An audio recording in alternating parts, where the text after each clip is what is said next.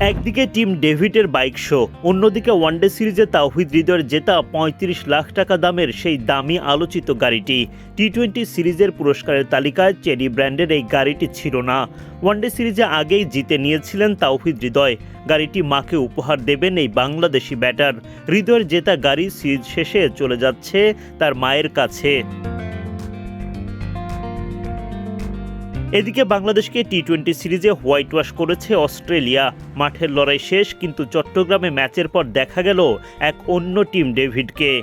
Bat হাতে ছক্কার ঝড় তোলা এই অজি তারকা এবার মেতে উঠলেন বাইকের দুনিয়ায়। উঠে পড়লেন বাংলাদেশি স্পিনার নাসুম আহমেদের জেতা বাইকে। টিম ডেভিডের বাইক প্রীতি এখানেই শেষ নয়। বাংলাদেশের বিপক্ষে সিরিজ জুড়ে বেশ ভালো ব্যাটিং করেছেন টিম ডেভিড।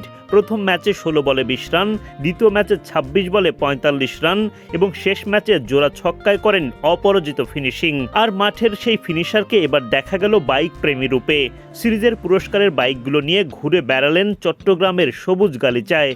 তার মুখে ছিল স্বস্তির হাসি আর গ্যালারিতে থাকা দর্শকদের উচ্ছ্বাস।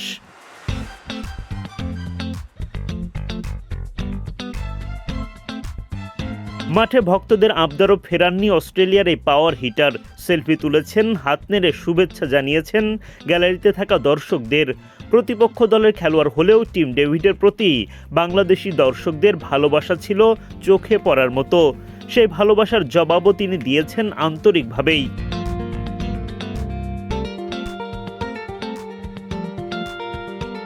চট্টগ্রামের এই বাইক শোতে তার সঙ্গী ছিলেন সতীর্থ ম্যাট র্যানশো।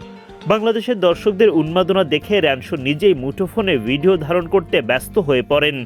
সিরিজ জয়ের আনন্দে অস্ট্রেলিয়ান ক্রিকেটারদের মধ্যে ছিল বাড়তি উচ্ছ্বাস। একদিকে সিরিজ হারের হতাশা, অন্যদিকে অস্ট্রেলিয়ান তারকাদের বাইক শো। তাদের প্রতি বাংলাদেশি দর্শকদের এমন ভালোবাসা। চট্টগ্রামে যেন ফুটে উঠল ক্রিকেটের আরেক সৌন্দর্য।